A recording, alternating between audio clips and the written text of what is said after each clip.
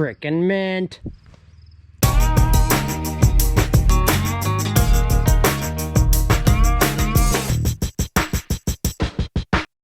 Yeah, so we got this home today. Runs a heck of a lot better. Though it needs an exhaust and it needs the entire front end gone through. It's got 2 bad wheel bearings, 2 bad axle joints. All 4 of the ball joints are bad. That's just to mildly name the list. It's got a leak in the transmission. That's just, they said it was a hose. And the fuel gauge that's inside the cab is funky. It doesn't read right. Oh well, the guy at the diesel shop said that no matter what, I still got a pretty good deal on it, so I'm gonna run with that. Anyway, in the following video, you're gonna see me cover up a piece of pipe that I've already covered up once. I'm gonna go into a brief explanation as to why I am covering up said piece of pipe again. So we had a gully washer here not too long ago. You know, it was raining like a son of a gun, and went over to the farm project and asked customers, hey, I didn't have a chance to get over there. I asked customers, hey, that drain tile work? He went, no. As a matter of fact, it was bone dry. Well, as you can see, when I found this piece of it, this chunk right here was completely and totally collapsed. I mean, flat. So no water was getting through it. No water was getting through it at all. So I had to hand dig the entire thing back up the last 2 days. Actually, I hand dug most of it back up and decided to just do it the French drain way instead of drain tile in the ground way, which farmers like to use. So I encapsulated the pipe with drain rock and encapsulated that with filter fabric, and then turned a hose on the upper end of the drain to make sure it worked, and I got water out the other end. So it's gonna do something. I don't know what it's gonna do, but it's gonna do something. So that's the reason why I had to dig this back up, is because for whatever reason that little chunk right there decided to collapse, and there was no rocks around it, and I did not drive over it with the track steer. So I don't know, had a loss. I think the pipe was just defective from the beginning. So what you're gonna see in the following video is you're gonna see me backfilling the trench for a second time and getting some grading done. We're almost done with the grading, but the ground over there is a sandy loam. It's really soft. So I need better grading technology. So the Mighty Samurai is gonna get loaded up on the trailer tomorrow morning first thing. I gotta go meet with the customer, and then I'm gonna haul it over to that job, go deposit money in the bank, and then go back to the job and spend probably a good chunk of the afternoon getting some grading done around there, because I want to get the grading done to where we can start really hauling the rock in this week if we can find a truck. And I've been honestly on the fence as to whether hire a truck and have a truck haul it all in, or just get a dump trailer and haul 200 tons of rock to that job with a 5-ton dump trailer, which I'm not really too terribly much looking forward to that either. So if you like what you're getting ready to see, like, subscribe, and all that crap.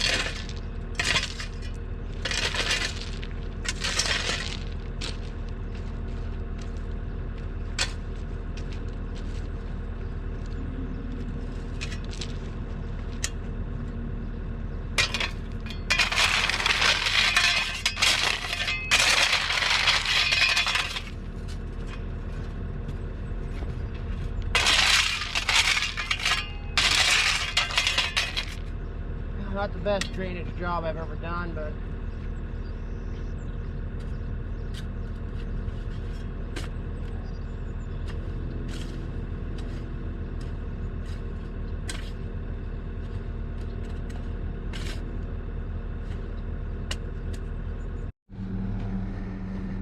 so I got this pretty well graded up. I'm gonna have to come in here and get up against the building and pull all this vegetation out, because we got to lay rock right up against the building in this area.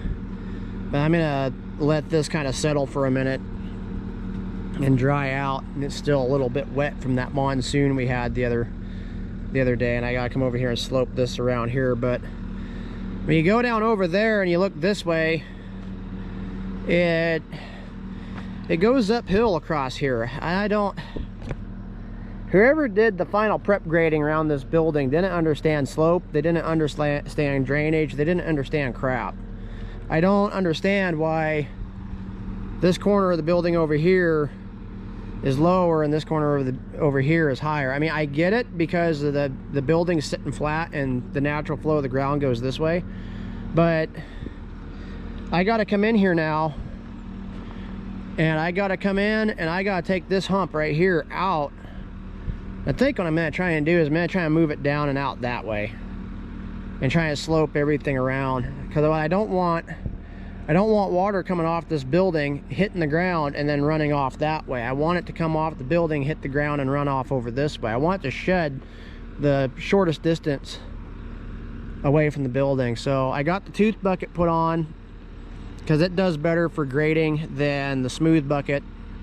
The teeth, you can rip the ground and everything with the teeth. I gotta go over there and get the transit thing out of the way, but I gotta start now, big picture ideal of getting this here all blended together. So I'm gonna have to go over there and get some more of that vegetation pulled off, and then really start moving this dirt around so that we got flow, we got slope, and we got, it just looks, I want it to look good. I want the water to move away from these buildings. I don't want the water to go towards them except for over there around the corner, because I really don't have a choice. So I'm gonna pull some more over there by that water spigot out, slope some more of this around this way, and then go over there by that other building and take that hump and move it.